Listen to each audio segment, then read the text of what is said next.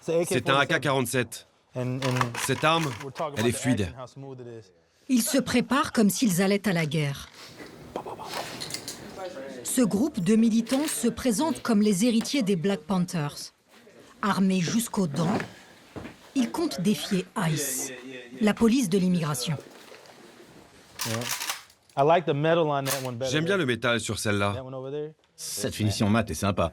Ouais, c'est clair. Depuis que la police de l'immigration arpente leur quartier de Philadelphie, ces citoyens américains se sont donné une mission: protéger, à leur façon, les personnes en situation irrégulière. Peu importe d'où tu viens, que tu sois mexicain, que tu ressembles à un immigrant illégal, que tu sois noir comme moi à la peau claire, ou noir chocolat comme elle. Si ICE vient pour intimider, comme ils aiment bien le faire, alors on réagit à cette intimidation. S'ils viennent pour frapper avec leurs mains et leurs pieds, alors on se bat aussi. S'ils viennent pour tirer, alors on tirera aussi. On ne cherche pas à déclarer la guerre à ICE. On ne veut la guerre avec personne. Simplement, on ne veut pas être leur victime. Ça aussi c'est à moi, c'est un MP5. Paul Birdsong, le chef du groupe, est un ancien voyou, converti au militantisme.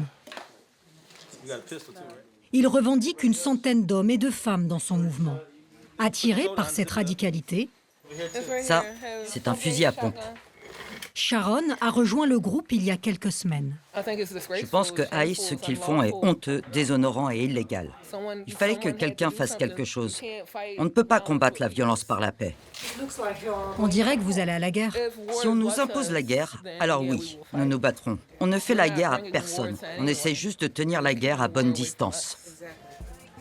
Ferme ton manteau et mets ton arme bien en évidence.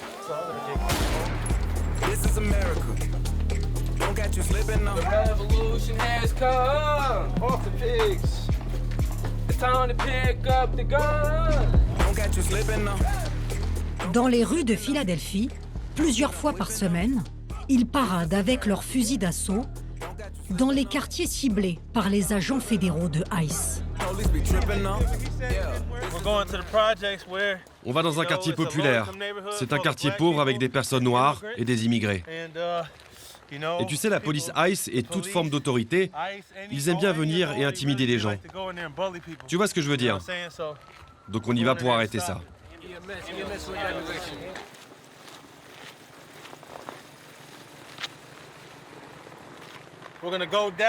On va descendre, puis remonter. On va zigzaguer et revenir sur nos pas. La mort d'Américains, militants anti-ICE à Minneapolis, leur a fait prendre les armes pour intimider les policiers de l'immigration.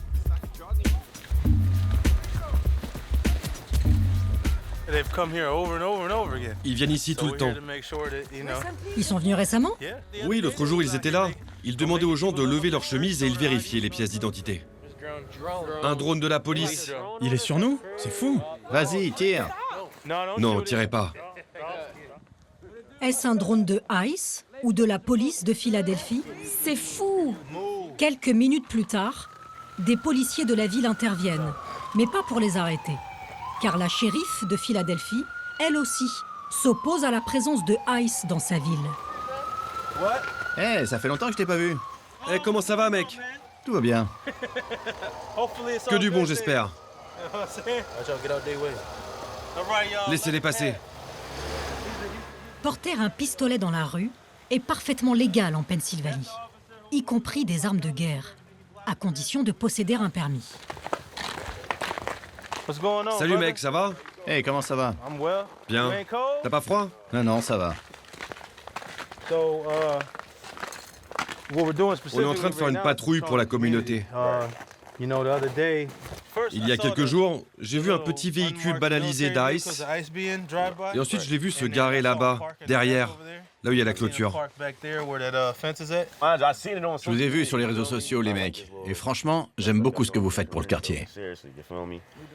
Chaque rencontre est une occasion pour tenter de recruter et de faire du quartier un bastion armé pour lutter contre ICE. T'as quel âge? 19 ans, je viens juste de les avoir. Quand tu auras 21 ans, je te l'assure, c'est moi qui vais te payer ta licence de port d'armes. Je m'appelle Paul Birdsong. Et ça vaut pour vous aussi. J'espère qu'on va se retrouver au QG. Est-ce la conséquence de leurs patrouilles armées? Ce soir encore, ICE n'est pas intervenu dans leur quartier. Et ils en sont fiers.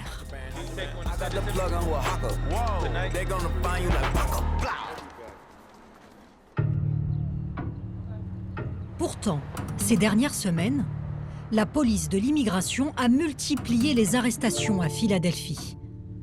Parfois filmées par des habitants. Ordure! Salaud!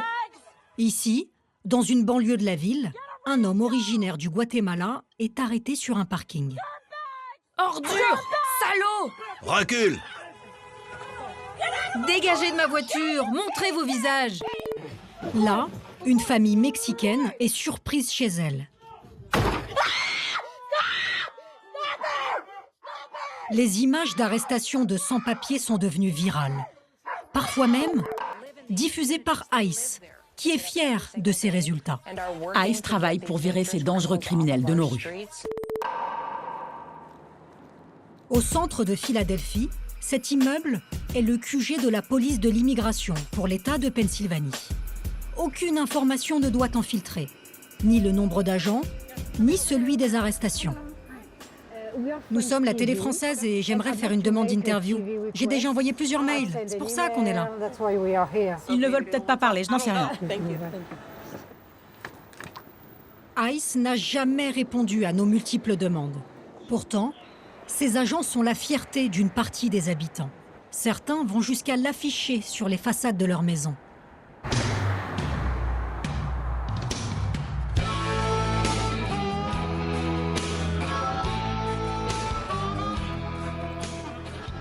J'ai vu vos affiches, on peut aller voir? Bien sûr, bien sûr. Elle n'a jamais été aussi satisfaite de la politique migratoire de Donald Trump. On a besoin de plus d'ICE. Il faut tous les renvoyer. Je pense que tout le monde devrait venir aux États-Unis légalement.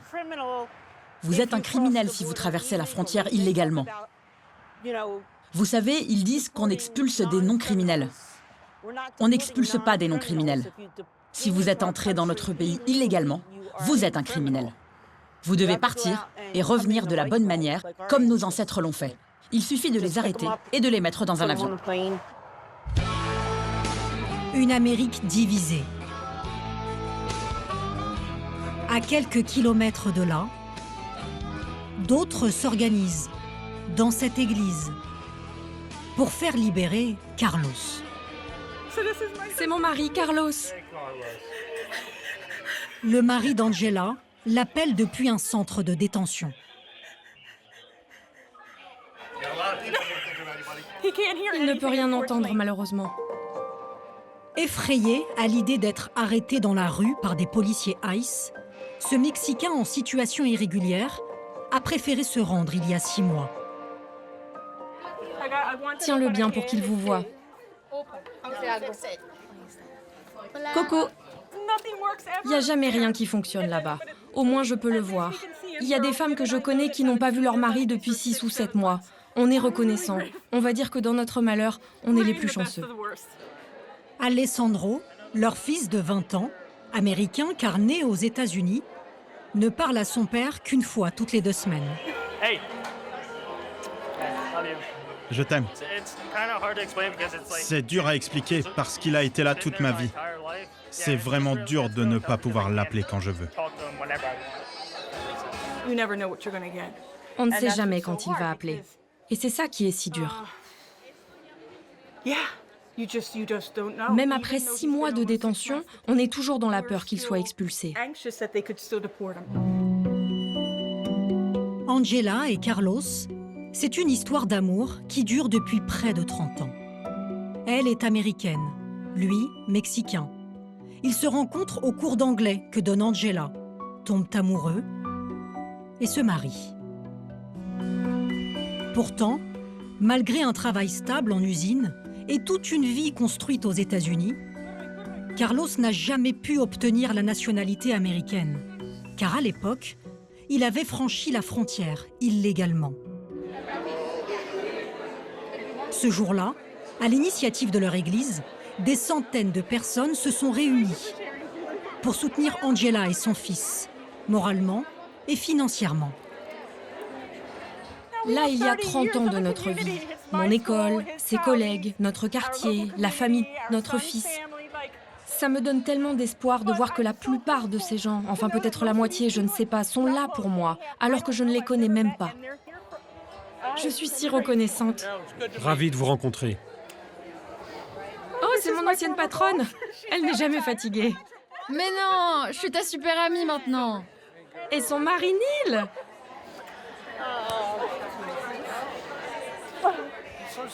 Je suis tellement surpris que tu pleures. Je savais que j'arriverais à te faire rire.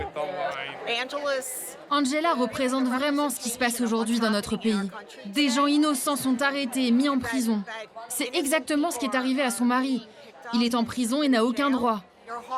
Et ça me brise le cœur, parce que c'est un être humain extraordinaire qui n'a rien fait de mal, rien d'illégal, rien de répréhensible dans notre pays.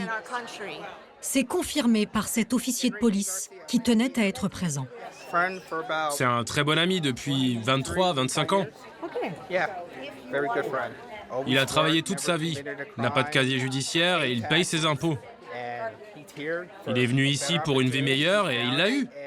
Malheureusement, ce qui lui arrive est triste. Dans l'après-midi, Angela a recueilli $22 000 de dons. Ils lui serviront à payer les frais d'avocat et ses déplacements. Son mari est incarcéré à près de 2000 km, à Winfield, en Louisiane. Elle a arrêté de travailler et ne vit plus que pour obtenir sa libération. Aujourd'hui, elle va pouvoir le rencontrer. Je suis très excitée de le voir. J'espère que les surveillants seront gentils. Exceptionnellement, je vais l'accompagner. Entrer dans ce centre de détention et rencontrer Carlos. C'est la première fois qu'un journaliste français va pénétrer dans une prison ICE, l'une des plus grandes des États-Unis. Le centre de détention de Winfield peut incarcérer jusqu'à 1600 détenus. J'ai pu y entrer, mais pas filmer à l'intérieur. Alors, j'ai demandé à un dessinateur d'illustrer ce que j'ai vu et entendu. Avec Angela, nous rencontrons Carlos dans ce grand parloir collectif, en même temps que 4 autres familles. La plupart des prisonniers sont en tenue bleue, quand ils n'ont aucun passé criminel.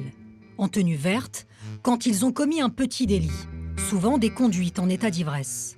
En 6 mois, c'est le 16e centre de détention dans lequel Carlos est enfermé.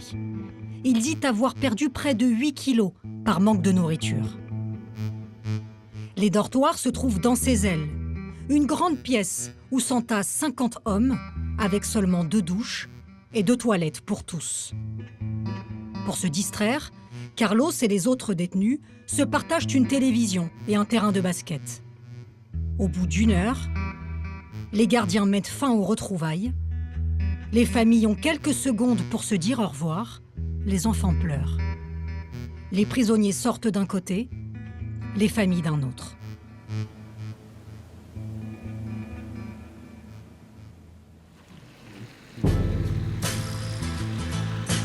Angela quitte la prison avec Nancy, une autre épouse de détenu, qui était au parloir avec nous.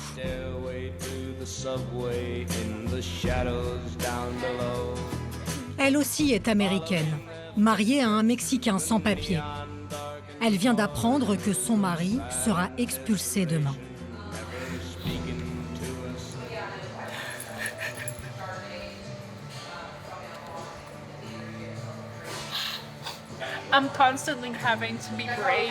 Je dois constamment me montrer courageuse et rester forte pour mes enfants et pour lui. Mais au fond de moi, je suis juste fatiguée. Je suis effrayée. Les pleurs de Nancy et Angela attirent la patronne du restaurant. Qu'est-ce qui se passe ici? Mon mari est détenu par ICE. Et pas le moindre crime, madame. Il vient d'où? Du Mexique. Ça fait 28 ans qu'il est en Amérique. Moi, j'ai un problème avec ça. Avec le Mexique. Non, avec lui qui est resté là si longtemps. Vous pensez qu'ICE a bien fait de l'arrêter? Si des gens dans ce pays sont venus illégalement, oui. Et je pense qu'il existe des façons légales de venir dans notre pays. Bon appétit. Moi, je retourne à ma dégustation de vin. Entre ces deux Amériques, le fossé se creuse un peu plus chaque jour. Je ne reviendrai plus jamais de ma vie ici, ça c'est sûr. J'ai des principes, merde. Allez, santé. Dès le lendemain, le mari de Nancy a été expulsé depuis cet aéroport, réservé à la police de l'immigration. Plusieurs fois par jour, des clandestins arrivent dans ces bus grillagés. Tous sont menottés. Certains portent des chaînes aux chevilles. Ils embarquent en file indienne et semblent parfois bien jeunes. L'avion s'en va. L'administration américaine se vante d'avoir expulsé l'année dernière 622 000 étrangers en situation irrégulière. Retour à Philadelphie, au QG du groupe armé. La campagne de recrutement a fait carton plein. On s'oppose à ICE parce que nous sommes solidaires du peuple. Nous avons tous été tués par ICE. Des hispaniques, des blancs, des noirs. Des Américains de tous âges et toutes origines, venus parfois en famille, se rallier au mouvement. Je veux tous vous voir armés, de façon légale. Je suis vraiment venu ici dans le but de vous rejoindre. Parce que je veux m'armer, je veux faire ça correctement. Et je veux protéger les gens de mon quartier. Vous voyez ce que je veux dire? Quand la police vient, si elle fait face à de plus en plus de gens armés, je vous le garantis, elle va faire que dalle. Le groupe dit même vouloir organiser des séances de tir pour entraîner les volontaires. Moi, je veux riposter. Dehors, ça ressemble de plus en plus à une zone de guerre. Je n'ai pas si peur des armes, mais en même temps, j'ai cette appréhension dans la tête. Tu veux que je prenne l'arme? Hé, écoutez-moi. Quand tu la prends, je veux que tu mettes ton doigt juste ici. Que tu le poses là, puis que tu prennes ta main et que tu la mettes juste là. Et tout le monde, écoutez. Si quelqu'un se sent pas à l'aise, qu'il parte. Partez. Je veux que vous appreniez à vous débarrasser de votre peur. Prends le pistolet, écoute mes instructions, pointe-le vers le sol. C'est pas le moment de tomber. Pointe-le vers le bas, pointe-le vers le bas. Beaucoup d'entre eux n'avaient jamais touché une arme. Vous aussi, vous voulez une arme? Oui, clairement. On va s'entraîner. On a un voisin qui est un ancien sniper. Il va nous apprendre à tirer. Aujourd'hui, ils sont prêts à prendre les armes. Tous se disent traumatisés par la mort de 2 citoyens américains tués par ICE, René Good et Alex Pretty. Repose en paix, Alex. Repose en paix, Alex. Si vous voulez voir l'intégralité de notre émission, n'hésitez pas, cliquez ici pour notre dernière vidéo, c'est là. Et puis si vous aimez vraiment Envoyé spécial, vous pouvez vous abonner, c'est juste ici. Pour plus de contenu encore, allez sur nos réseaux sociaux, X, Instagram ou TikTok. On vous attend.